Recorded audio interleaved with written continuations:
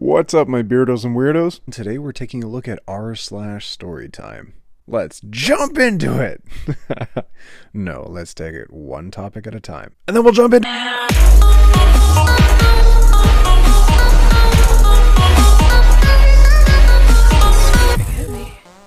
Okay, so this is my first post, and I'm on mobile, and don't really know what the war is between mobile and PC.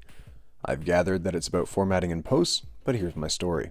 So a couple of years ago, a guy that I go to high school with had posted something on Instagram about how Obama was the Antichrist. I was curious and being amused by what he might reason when I asked why. I asked why.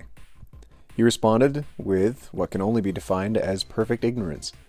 Me. So, do you really think that Obama is the Antichrist?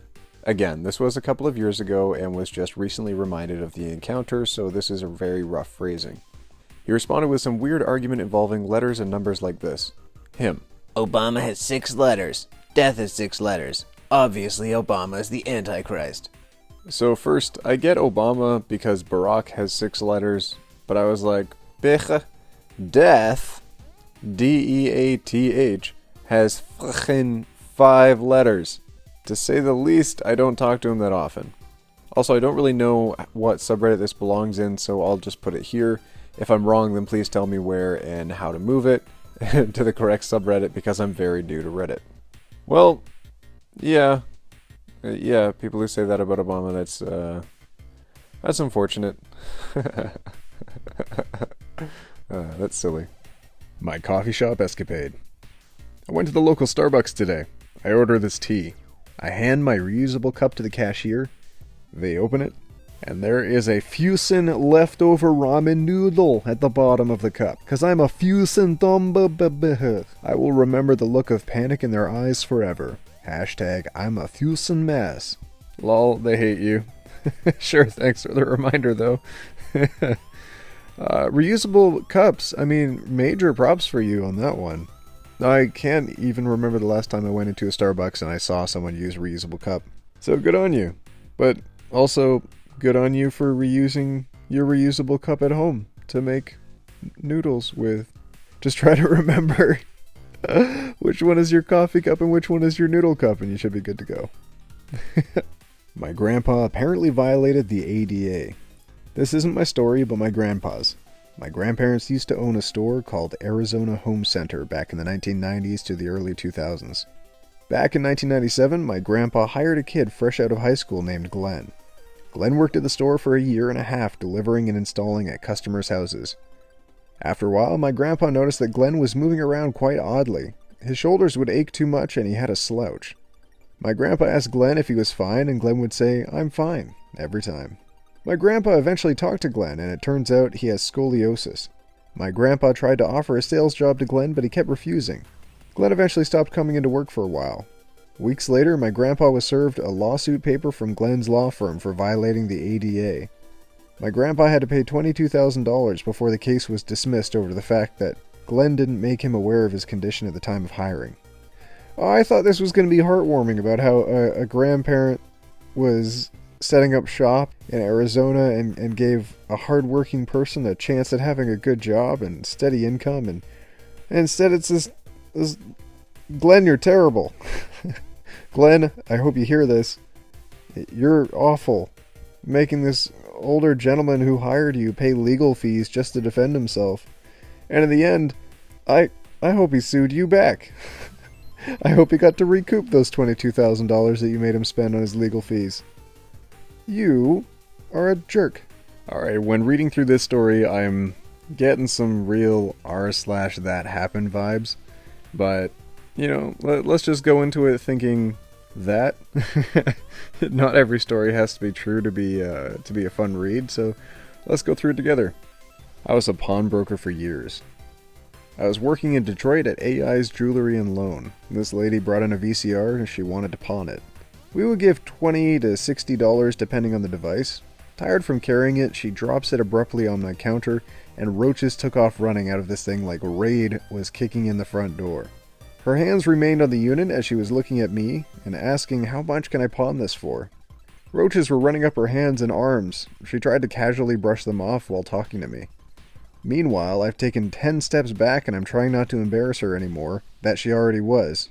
But just then, the owner, Al, well, I guess this is Al's Jewelers. Why did I say AI? I just assumed it was 2 capital letters, but it's Al. Okay. But just then, the owner, Al, ugly dyed black mustache, bald head with dark hair plugs sticking out of his forehead, came out of nowhere with 2 cans of Raid. One in both hands. One in both hands. I think you mean one in either hand. Unless he was double fisting. What, 2 cans of Raid in one hand? He pushed her VCR off the counter onto the floor. Smash! He's spraying stuff on bugs, stomping on bugs, spraying the lady, spraying everything, and everyone tells her, "Get that piece of shit out of my store." Next! Yeah, I don't think this happened. You/old man roast master G. No. I think not. But good story. Yeah, fun visuals. I'd like to see it happen. I wouldn't want to be sprayed with Raid, but I'd watch that. Alright, this one's a bit of a long one. Best worst date with a total oxymoron. Hey y'all. Straight off the bat, I need to disclaim that my taste in Tinder guys has been questionable, and clearly 20 years on this earth has still rendered me romantically useless. Whether the following trait should be abandoned or not, I'm always up to do spontaneous. So I matched with an attractive student on campus a few days ago. No real bio, just engineering. Okay. First thing he messages me is, "So what are you wearing when we meet up at popular restaurant on campus?" I'm a sucker for someone who takes control/initiative, so this excited me. We made a time, and the next evening I'm taking an Uber to the restaurant. I put on some makeup, wore a pretty top, and blow-dried my hair. My driver pulls up, and he's waiting outside wearing a gym tee and sweatpants. Don't get me wrong, I don't often wear makeup and usually wear athleisure, I guess it's athletic leisure clothes, on campus just because I can go work out directly after classes end. But a first date? Maybe he's just normally low-key. I think to myself, okay. I get out of the car and he raises his eyebrows. Good? Bad? What does that smirk mean? My anxiety immediately tells me I look like shit poop. But I smile, greet him, we have a small hug and head inside. There are already water glasses on the table and I proceed to sip some.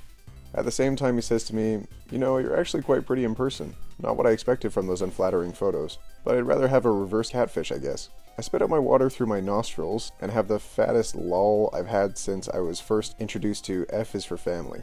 To be honest, at least I now know I'll never disappoint an online person IRL, and it's official, I'm not photogenic. Someone with some self-respect would probably have got up and left the premises. Nah, I decided to stay for the rest of the date because this could be entertaining. If I had Twitter, I would have live tweeted the heck out of it. Anyway, the rest of the conversation followed like a Jimmy Carr performance. Disgusting one-liner after one-liner for every topic I brought up. When I asked if he liked Star Wars, he told me a penis joke with Yoda in it. Nobody disrespects Yoda like that. Moving on to ordering, he first flirts with the waitress. She was really beautiful, though, to be fair. Orders the second cheapest wine for us to share, no question. And when our waitress said they were all out, she suggests a similar wine. He agrees, then checks the menu to see its price.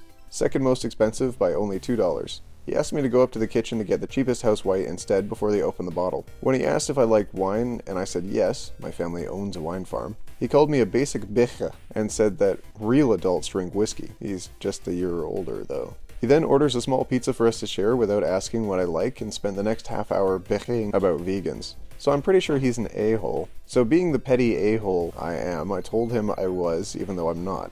He spends the next 10 minutes trying to backtrack his previous statements about them as I sat back and watched his explanation unfold. The pizza arrives, he proceeds to wolf the whole thing down. The minute the last slice is swallowed, he calls for the bill and asks if we could split it, before writing down the biggest tip for the waitress I had ever seen. I said I needed to head back to my flat, and he replied with, "Okay, thanks for a great dinner, I'd give you a solid 5 out of 7. At least the kid knows his meme references? He then bends down, going in for what I thought was a peck, but just before his lips touched mine, he started sticking out his tongue. I gotta read that again. He then bends down, going in for what I thought was a peck, but just before his lips touched mine, he started sticking out his tongue like a gecko with a spasm in its tongue. I pulled away and said, "Jesus Christ," to which he smiled and said, "Yes, that's me." Hands down one of the worst, but also one of the most hilarious evenings I've had.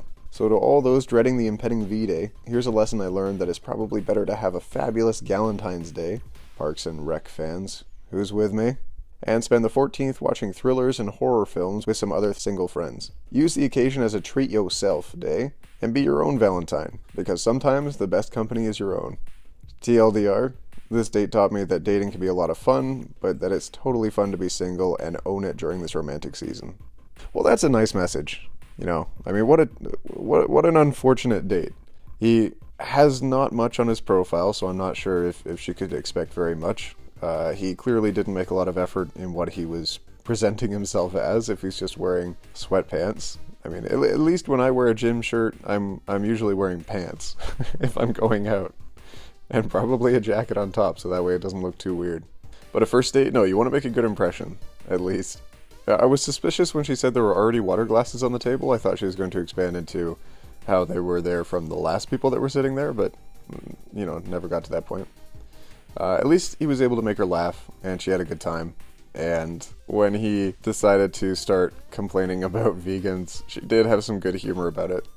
I think that he probably ate the entire pizza partially out of guilt that he thinks he offended her as a vegan. I'm not sure that came across in the story, but I can assume that would be a potential motive for getting it down as fast as possible. But splitting the bill with someone who didn't share the meal is very unfortunate. That's not a good date. That does not mean you get a second date. And also, an incredibly large tip is really, really kind. Waitstaff do not make enough money to deal with all of the crap that we continually bring them. So thank you to any waitstaff members out there. Oh my gosh.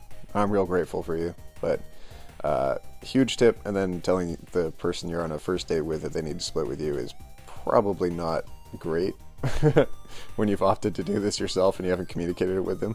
But like the poster says, have fun with yourself this Valentine's if you're single. You know, invite some other single friends around. Watch some movies. Do something that you enjoy. All right, everyone. That was another r/storytime. Thanks for joining me. Thanks for watching along. Thanks for listening in. Happy to do these. Storytime has been requested over the last few videos. We've had another request come in today for entitled parents. I think that'll be next on the list, or maybe the one after, or who knows, maybe it'll even be this one, and I've just forgotten which outro I'm doing. Oh, speaking of outros, let's take a look at that Patreon outro. I definitely have something to... No, I'm just kidding. There's no Patreon outro. I've set up a Patreon page, but I'm not going to link to it until I have something cool for you guys, and I do not have anything cool for you. Well, I've got some cool stuff, but none of it's ready. Alright, see you in the next video. Bye!